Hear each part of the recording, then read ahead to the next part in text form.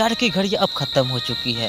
Welcome movie का first song release हो चुकी है। तो जैसा कि आप सभी जानते हैं कि मनी मिराज का वेलकम मूवी आने वाली है, तो आप सभी को जानकारी के लिए मैं बता दूं कि उसका फर्स्ट सॉन्ग रिलीज हो चुकी है, जिसका नाम है एगो चुम्मा उधार द चाहे मार द।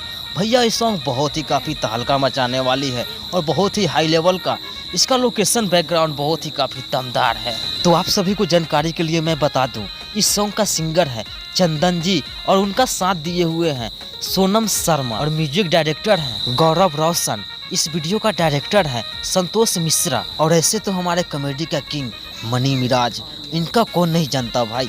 क्या डांस किए हुए हैं यार, बहुत ही काफ़ी कमाल का डांस किए हुए हैं। जितना भी तारीफ किया जाए उतना ही कम है। इनके सामने तो बड़े बड़े स्टार भी फेल हैं। और बात कर ले वेलकम मूवी का, तो बहुत जल्द आप सभी को देखने को और सुनने को मिल सकता है छठ पूजा से पहले। तो जैसे ही कोई अपडेट आता है तो मैं आप सभी को पहले बता दूंगा। उसके लिए हमारे चैनल को सब्सक्राइब कर लीजिएगा और बेल आइकन प्रेस कर दीजिएगा, ताकि हर वीडियो का नोटिफिकेशन आप तक जल्द से जल्द मिलता रहे।